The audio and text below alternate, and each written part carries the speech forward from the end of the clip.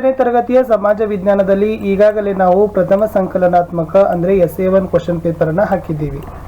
So ತುಂಬ ಜನ teachers ಮತ್ತು ಸ್ಟೂಡೆಂಟ್ಸ್ದು ಡಿಮ್ಯಾಂಡ್ ಇತ್ತು ಏನಂದರೆ ಸರ್ ಕೀ ಉತ್ತರಗಳನ್ನು ಸಹಿತ ಹಾಕಿ ಅಂತ. ಸೊ ಅದಕ್ಕಾಗಿ ಈ ವಿಡಿಯೋವನ್ನು ಆಲ್ರೆಡಿ ಹಾಕಿದ್ದೀವಿ. ಸೊ ಇವಾಗ ಇಲ್ಲಿ ಏನು ಮಾಡ್ತಾ ಇದ್ದೀವಿ, ಉತ್ತರಗಳನ್ನು ಪೋಸ್ಟನ್ನು ಮಾಡ್ತಾ ಇದ್ದೀವಿ. ಇದು ಕಲಿಕಾ ಚೇತರಿಕೆ ಆಧಾರ ಮೇಲೆ ಇರ್ತಕ್ಕಂಥ SA1 ಕ್ವಶನ್ ಪೇಪರ್. ಆನ್ಸರ್ಸ್ಗಳನ್ನು ಆಲ್ರೆಡಿ ನಾವು ಏನು ಮಾಡಿದ್ದೀವಪ್ಪ ಅಂತಂದರೆ ನಿಮಗೆ ಕಲಿಕಾ ಹಾಳೆಗಳ ಉತ್ತರಗಳಲ್ಲಿ ತುಂಬಾ ಡೀಟೇಲ್ ಆಗಿ ಕೊಟ್ಟಿದ್ದೀವಿ.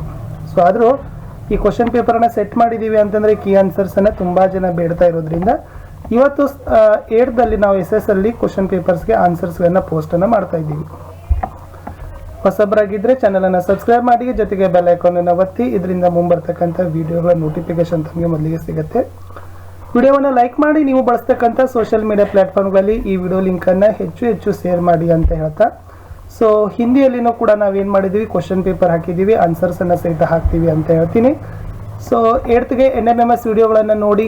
NMMSಗೆ ಸಂಬಂಧಪಟ್ಟಂತೆ SS ಮತ್ತು ಸೈನ್ಸಲ್ಲಿ 70 ಕ್ವಶನ್ಸ್ಗಳು ಬರ್ತವೆ. SS ಇಂದ 35, ಸೈನ್ಸಿಂದ 35. ಆ ವಿಡಿಯೋಗಳು ತುಂಬಾ ಇಂಪಾರ್ಟೆಂಟ್ ಇದ್ದಾವೆ. ತುಂಬ ಜನ ಹುಡುಗರು ಎಲಿಜಿಬಲ್ ಆಗಿದ್ದಾರೆ. ಆ ವಿಡಿಯೋಗಳನ್ನು ನೋಡಿ. ಇವಾಗ ಮತ್ತೆ ಹೊಸದಾಗಿರ್ತಕ್ಕಂಥ ವಿಡಿಯೋಗಳನ್ನು ಹಾಕ್ತಾ ಇದ್ದೀವಿ. ಆ ವಿಡಿಯೋವನ್ನು ಸಹಿತ 8th ನೋಡಿ ಅಂತ ಹೇಳ್ತಾ ಕ್ವಶನ್ ಪೇಪರ್ಗೆ ಸಂಬಂಧಪಟ್ಟಂತೆ ಆನ್ಸರ್ಸ್ಗಳನ್ನು ನೋಡುವ. ಪ್ರಶ್ನೆ ಒಂದಿತ್ತು, ಇತಿಹಾಸವನ್ನು ಅರ್ಥ ಮಾಡಿಕೊಳ್ಳಲು ಮುಖ್ಯ ಪಾತ್ರ ವಹಿಸೋದು ಅಂತ ಇದೆ. ಸೊ ಉತ್ತರ ನೋಡೋದಾದರೆ ಸಿ, ಆಧಾರಗಳು ಅಂತಕ್ಕಂಥದ್ದು ರೈಟ್ ಆನ್ಸರ್. ಹರಪ್ಪ ನಾಗರಿಕತೆ ಈ ನದಿ ದಡ ಬೆಳೆದು ಬಂದಿತ್ತು ಅಂತ ಇದೆ. ಸೊ ಅದು ಸಿಂಧೂ ನದಿ ದಡ ಬೆಳೆದು ಬಂದಿದೆ ಹರಪ್ಪ ನಾಗರಿಕತೆ. ವೇದಗಳ ಸಂಖ್ಯೆ ಎಷ್ಟು? ಉತ್ತರ ನೋಡೋದಾದರೆ A 4. ಸೊ ಒಟ್ಟು 4 ವೇದಗಳು ಕಾಣ್ತೀವಿ. ಪ್ರಶ್ನೆ 4 ಇತ್ತು, ಕರ್ನಾಟಕದಲ್ಲಿ ಜೈನರ ಪ್ರಸಿದ್ಧ ಧಾರ್ಮಿಕ ಕೇಂದ್ರ ಅಂತ ಇದೆ. ಸೊ ಡಿ, ಶ್ರವಣಬೆಳಗೊಳ ಅಂತಕ್ಕಂಥದ್ದು ರೈಟ್ ಆನ್ಸರ್. ಇದು ಭೂಮಿಯ ಮೇಲ್ಪದರು ಅಂತ ಇದೆ. ಸೊ ಉತ್ತರ ನೋಡೋದಾದರೆ ಪದರು ಬರ್ತದೆ. ಸೊ ಫಸ್ಟ್ ಪದರು, ನೆಕ್ಸ್ಟ್ ಕವಚ, ನೆಕ್ಸ್ಟ್ 3ನೇದು ಬರೋದು ಗರ್ಭ ಅಂತಂದ್ರೆ ಬರ್ತದೆ. ಈ ಗರ್ಭದಲ್ಲಿನೇ ನೀಫೆ ಇರ್ತದೆ, ನಿಕೆಲ್ ಮತ್ತು ಫೆರಸ್.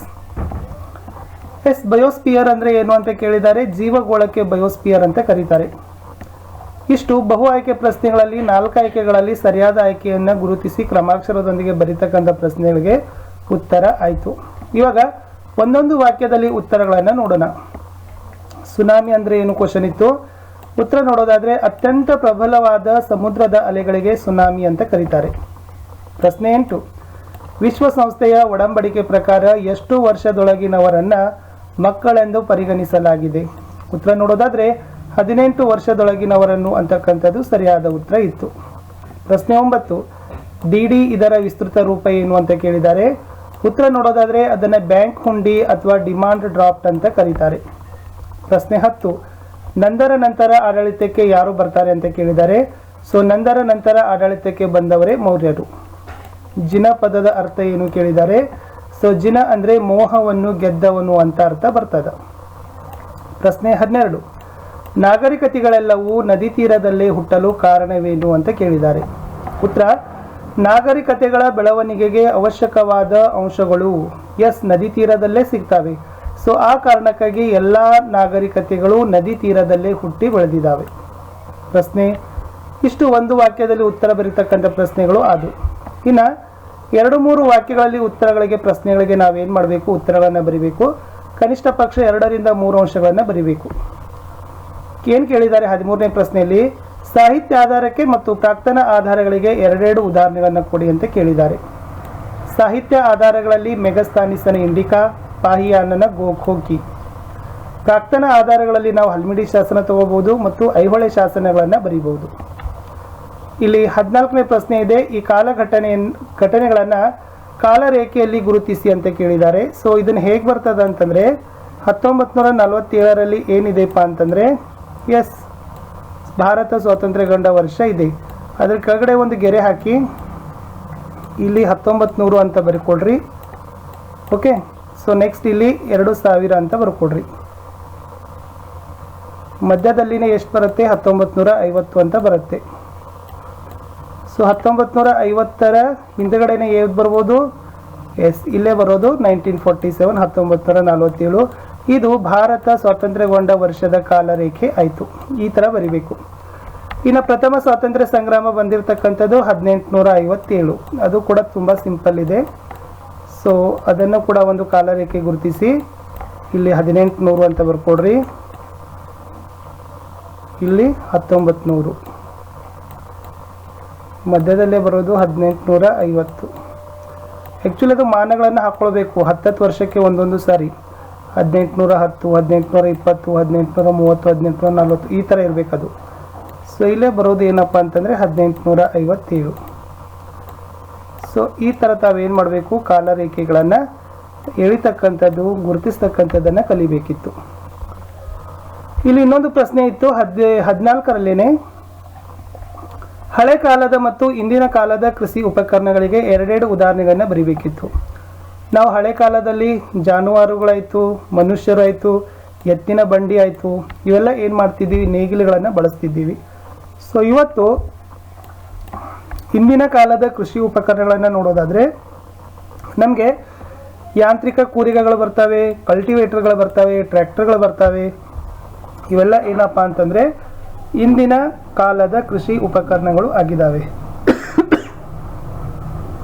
ಪ್ರಶ್ನೆ 15, ಹೊಸ ಮತಗಳು ಉದಯವಾಗಲು ಕಾರಣಗಳು ಏನು ಅಂತ ಕೇಳಿದ್ದಾರೆ. ಏನು ಬರಿಬಹುದು, ಜನರ ವೈಚಾರಿಕತೆಯ ನಿಲುವು, ಅಂದರೆ ಜನರು ವಿಚಾರ ಶಕ್ತಿಯನ್ನು ಆದರು, ವೈಚಾರಿಕ ಪ್ರವೃತ್ತಿ ಬಳಸ್ಕೊಂಡ್ರು. ನೆಕ್ಸ್ಟ್, ಆಗಿನ ಕಾಲದಲ್ಲಿ ಧರ್ಮಗಳ ನಡುವಿನ ಅಂತಃಕಲಹ ಅಂತಲೂ ಕೂಡ ಹೇಳ್ತಾರೆ. ಇದರಲ್ಲಿ ಎರಡನೇ ಪ್ರಶ್ನೆ ಇತ್ತು, ಕೆರೆಗಳನ್ನು ನಾವೇಕೆ ಸಂರಕ್ಷಣೆ ಮಾಡಬೇಕು. ಸೊ ಒಂದನೇದು ನೀರು ಅಮೂಲ್ಯ ಇದೆ, ಎರಡನೇದು ಕೆರೆಗಳು ಏನು ಮಾಡ್ತಾವಪ್ಪ ಅಂದ್ರೆ ಅಂತರ್ಜಲ ಮಟ್ಟವನ್ನು ಹೆಚ್ಚಳವನ್ನು ಮಾಡ್ತವೆ. ಪ್ರಶ್ನೆ 16, ವಾಯುಗೋಳದ ಲಕ್ಷಣಗಳನ್ನು ಕುರಿತು ಬರೆಯಿರಿ. ಒಂದನೇದು ಏನು ಹೇಳ್ತಾರಂದ್ರೆ, ಇದು ಭೂಮಿಯ ಮೇಲಿನ ಗಾಳಿಯ ವಾತಾವರಣವನ್ನು ನಿರ್ಮಾಣ ಮಾಡಿದೆ. ಎರಡನೇದು, ಇದು ಭೂಮಿಯ ಸುತ್ತಲೂ ಅನೇಕ ಅನಿಲಗಳನ್ನು ಸೇರಿ ವಾತಾವರಣವನ್ನು ನಿರ್ಮಿಸಿದಾವೆ. ಇನ್ನೊಂದು ಪ್ರಶ್ನೆ ಇತ್ತು, ಭೂಮಿಯ ಪದರಗಳನ್ನು ಪಟ್ಟಿ ಮಾಡಿ. ಒಂದನೇದು ಪದರು, ಎರಡನೇದು ಕವಚ, ಮೂರನೇದು ಗರ್ಭ. 17ನೇ ಪ್ರಶ್ನೆ, ಭೂಕಂಪಕ್ಕೆ ಕಾರಣ ಮತ್ತು ಪರಿಣಾಮಗಳನ್ನು ಬರೆಯಿರಿ. ಒಂದನೇದು ಕಾರಣಗಳನ್ನು ನೋಡೋದಾದರೆ ಶಿಲೆಗಳ ಕ್ಷಿಪ್ರ ಚಲನೆ ಅಂತ ಬರೀತಾರೆ. ನೆಕ್ಸ್ಟ್, ಮೆಟಲ್ನಲ್ಲಿನ ಒಂದು ಕಂಪನ ಅಂತ ಬರೀತಾರೆ. ಇದರಿಂದ ಪರಿಣಾಮಗಳಂದರೆ ಪ್ರಾಣ ಮತ್ತು ಆಸ್ತಿ ಹಾನಿ ಆಗ್ತದೆ, ಸಂಪನ್ಮೂಲಗಳು ನಾಶವಾಗ್ತವೆ. ನೆಕ್ಸ್ಟ್, ಬ್ಯಾಂಕ್ನ ಕಾರ್ಯಗಳನ್ನು ಪಟ್ಟಿ ಮಾಡಲಿಕ್ಕೆ ಹೇಳಿದ್ದಾರೆ. ಸೊ ಬ್ಯಾಂಕ್ನ ಕೆಲಸ ಒಂದನೇದು ಹಣವನ್ನು ಸಂಗ್ರಹಿಸ್ತವೆ, ಸಾಲವನ್ನು ವಿತರಣೆ ಮಾಡ್ತವೆ, ಹಣದ ಭದ್ರತೆ ಮತ್ತು ವಿತರಣೆಗಳನ್ನು ಮಾಡ್ತವೆ, ಸಾಲ ಸೌಲಭ್ಯಗಳನ್ನು ಸಹಿತ ಏನು ಮಾಡ್ತಾರಪ್ಪ ಅಂತಂದ್ರೆ ಕೊಡ್ತಾರೆ. ಇನ್ನಿತರ ಸೌಲಭ್ಯಗಳು ಇರ್ತಾವಲ್ಲ, ಸೊ ವಿದೇಶಿ ಹಣದ ಒಂದು ಏನಾಗ್ತದಪ್ಪ ಅಂದ್ರೆ ವೆಸ್ಟರ್ನ್ ಮನಿ ಟ್ರಾನ್ಸ್ಫರ್ ಮಾಡ್ತಾರಲ್ಲ, ಎಸ್, ಅದನ್ನು ಕೂಡ ಏನು ಮಾಡ್ತಾರಪ್ಪ ಅಂದ್ರೆ ಮಾಡ್ತಾರೆ, ಬ್ಯಾಂಕಲ್ಲಿ ಸಿಗ್ತದ್ದು. ಇನ್ನು ಈ ಕೆಳಗಿನ ಪ್ರಶ್ನೆಗಳಿಗೆ 5-6 ವಾಕ್ಯಗಳಲ್ಲಿ ಬರೀಬೇಕಿತ್ತು. ತಮಗೆ ಫಸ್ಟ್ ಕ್ವಶನ್ ಕೇಳಿದ್ರು, ಜೈನ ಮತ್ತು ಬೌದ್ಧ ಧರ್ಮಗಳ ನಡುವಿನ ಸಾಮ್ಯತೆ ಮತ್ತು ವ್ಯತ್ಯಾಸವನ್ನು ಬರೀಬೇಕು. ಸಾಮ್ಯತೆ ನೋಡಿದಾಗ ಎರಡೂ ಧರ್ಮಗಳಲ್ಲಿ ಅಹಿಂಸೆಗೆ ಒತ್ತು ಕೊಟ್ಟಿದ್ದಾವೆ, ಮತ್ತು ಎರಡೂ ಧರ್ಮಗಳು ಸಚ್ಚಾರಿತ್ರತೆಯನ್ನು ಹೇಳಿದ್ದಾವೆ, ನಡತೆ ಬಗ್ಗೆ ಹೇಳಿದ್ದಾವೆ.